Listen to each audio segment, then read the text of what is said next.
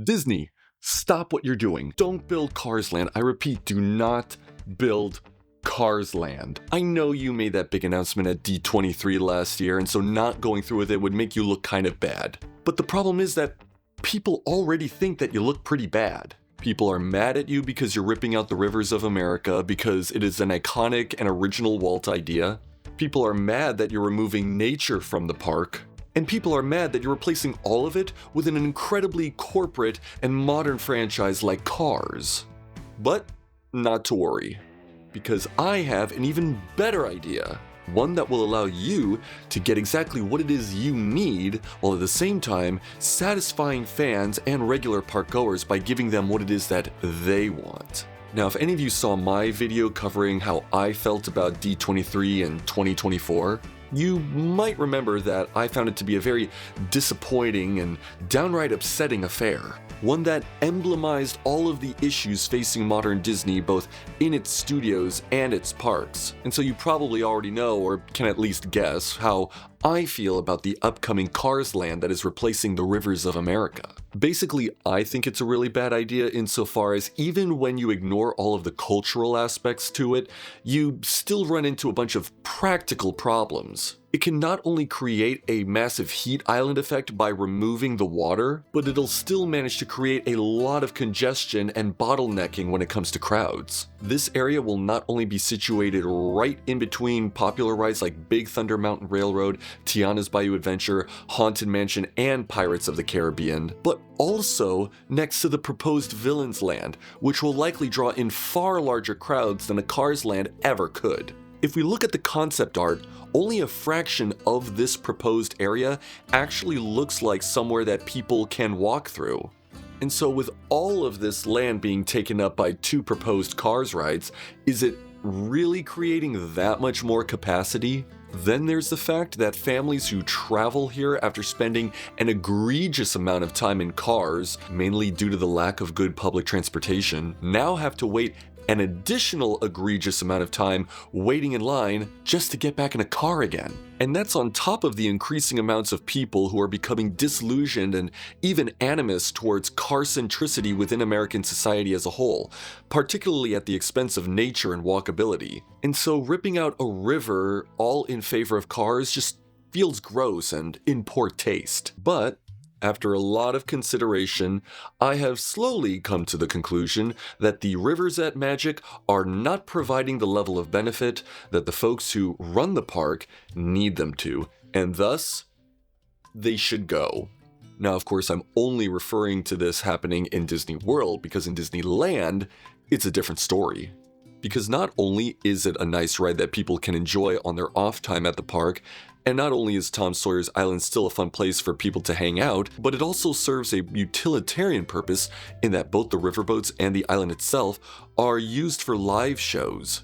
And so much of the issue falls on how the rivers at Magic happen to be in the most visited theme park in the world, whereas at Disneyland, it's much more of a locals park. Because more people who are traveling to Disney World are doing so as international tourists or as once-in-a-lifetime trip takers, the park itself has to accommodate as many humans as humanly possible, as opposed to people who can more readily and easily visit more than once a year and thus can split their trips in terms of activities. And so as nice as the rivers at Magic are, the fact of the matter is that it cannot support the amount of people that it would need to have in order to justify its own existence. With the amount of people that are arriving at the park every year, or even every day, the only way they could really handle that level of crowding is if they were probably to add several new boats to the rivers itself, which is not something that I think Disney would even think to entertain. Now, of course, this is not at all to say that the rivers at Magic or Tom Sawyer's Island or the riverboats are at all bad attractions. In fact, they're pretty great. It's just that because of the nature of the types of people who go to Disney World, there is a much stronger demand for specific types of rides and attractions that people can do within the short window of time that they're able to do them.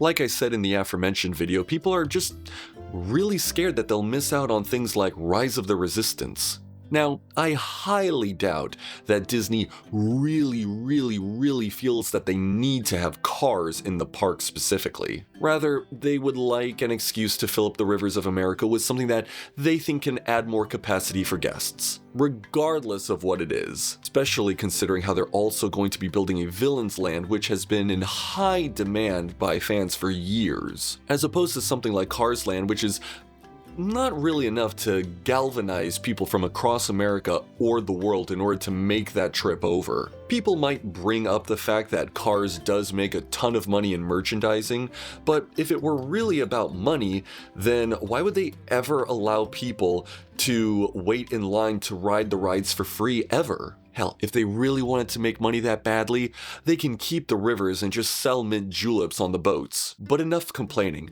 I'm sure you're all wondering, well, okay, but what's the solution? I've been doing a lot of armchair Imagineering lately, and while I do acknowledge that replacing the rivers at Magic with something that is much higher in capacity would ultimately be the right move, I also recognize that Cars is very demoralizing and disheartening. Not simply as a Disney fan who's just tired of seeing Pixar replace everything, but also someone who values good theming and creating a better environment for guests.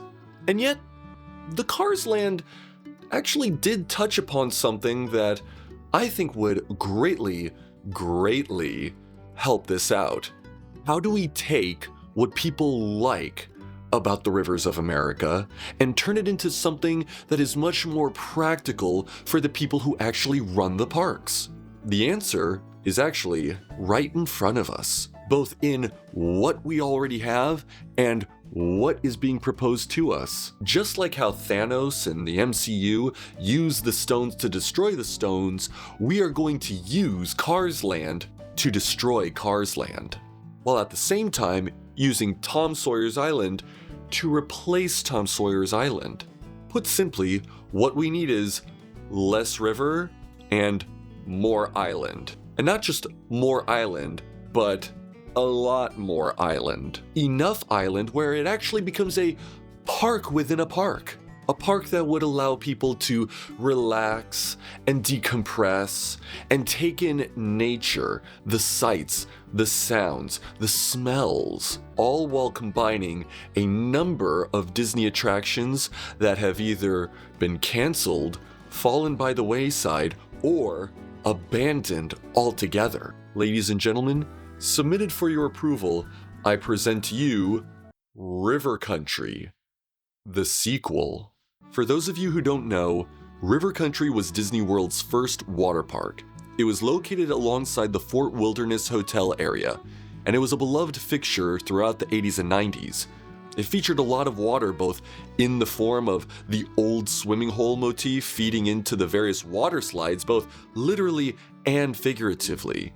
But with the opening of Typhoon Lagoon and Blizzard Beach, along with several other logistic issues, the water park ended up being permanently closed, and then became more infamous for its abandoned state and visible decay than the actual entertainment it provided while open. But we wouldn't simply just be taking everything from both Tom Sawyer's Island and the River Country and combining it all together. We could also basically take everything from Grizzly Peak in Disney's California Adventure without actually taking Grizzly Peak itself.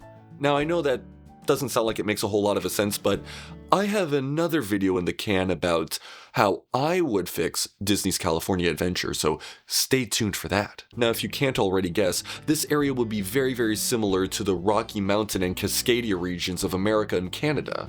Why? Because we would have it nestled right next to the arid regions of the American Southwest, as well as the recently rethemed Bayou Country, which used to be Critter Country, but then when Splash Mountain got rethemed to Tiana's Bayou Adventure, they decided to go with something that I guess is probably Disney World's answer to New Orleans Square, although they also changed things around and Disneyland as well. But I mean, they're keeping their rivers, so now the vision that I have for this is that this would be a sort of giant hill that guests would not only walk around on little hiking trails, especially some really cool forts and play areas for the kids, but also be able to walk through the hill. If any of you have ever been on Tom Sawyer's Island, you will no doubt know that they have a lot of tunnels and caves and cool things like that that people can explore in. But it's not just fun to explore in, but it also shields guests from the brutal heat and rain that Florida is rather infamous for. Heck, even just having lots of trees around providing shade would be more than enough to satiate and relieve a lot of park goers. In fact, now that I think about it, you could probably have different types of trees around the area, so that way, depending on which part of the park you're looking at it from, you're also looking at trees that still vibe with, the Haunted Mansion or the upcoming Villains Land. Now, while of course we would keep all of the forts and climbable areas around, I am not 100% sure if I would keep things like the airfield, because this is meant to be Frontierland, not Frontireland. I still want to try and keep it moderately antique looking. I mean, Grizzly Peak is meant to be evocative of the 1950s, so, you could probably keep things like the Russian River Outfitters or Humphrey's Service and Supplies, but make it a little bit like a dry goods store or something. Basically a Cracker Barrel. Now, surrounding the area, you can actually keep a little bit of water. Just a little bit. Not so much as a river, but like a creek. But instead of riverboats, which are tied more to the Mississippi anyway, you can still keep the canoes. I think it would be a very fun activity for guests to get around the area by means of canoe, simply because it would allow people to be more participatory in the way the land works, while at the same time still being fairly relaxed. I also thought of potentially incorporating some stuff and ideas from the also defunct and also infamously abandoned Discovery Island, which featured things like scavenger hunts and other family nature trails. But the more I thought about it, the more I realized that the reason why Discovery Island was closed down was because it became sort of superfluous after the advent of Animal Kingdom. And then I thought, well, maybe we could probably use an area devoted to the American Northwest in Animal Kingdom, maybe even move Grizzly Peak there in totality. But that's for another video. Now, of course, there comes the inevitable question. If you're someone like Bob Iger, you probably don't want to build anything unless it offers up some sort of corporate synergy. Basically, how can we bring IP into this? Well, luckily, when it comes to this particular aesthetic and this particular setting, there's actually a number of IP that you, the Disney person who's, I'm sure, watching this, can draw from. And if you really wanted to get a little dangerous, you could relocate the Country Bear Jamboree here, because it not only fits very, very well into the theming, but it also, again, provides a place for people to sit and relax outside of the Florida heat or rain. Yeah, sure, the Cars franchise prints money, but none of the cars I saw in the concept art have roofs, and there's dirt everywhere. So are you gonna want to ride out in the mud, in the rain? I mean, if you really wanna, do you need to pay a Disney premium price to do it? You could probably find some random person in Missouri who will let you do it on their land for $20 and a 6-pack of Coors. But really, the Cars franchise does not need help. People going to Disney World are going there regardless of what's there. And based on all the countless normies I've talked to about this, none of them know that this is even happening. The only people who actually know about Cars Land are people who are tuned in. Dedicating a nice, large plot of land specifically for rest and relaxation is the exact type of thing that the Rivers of America did provide. Both it and Tom Sawyer's Island were a respite for people who wanted to do some sort of resting but didn't want to feel like they had to be stationary in a line for 90 minutes. I'm sure those people would much prefer to be in the shade, be in like some sort of play area where parents can just sit down and kids can just fiddle faddle and climb all around and maybe use up a little bit leftover energy just to get them nice and knocked out for when they go into the car. But the best reason to do this, Disney, is it would just be so much cheaper. You basically just make a hill with some tunnels. You already have a ton of sand and dirt there already. Just build a much bigger version of Tom Sawyer's Island with stuff that already exists elsewhere, rather than having to design an entire ride system that goes across a very large amount of land, but it's not a large amount of land that park goers can, go into.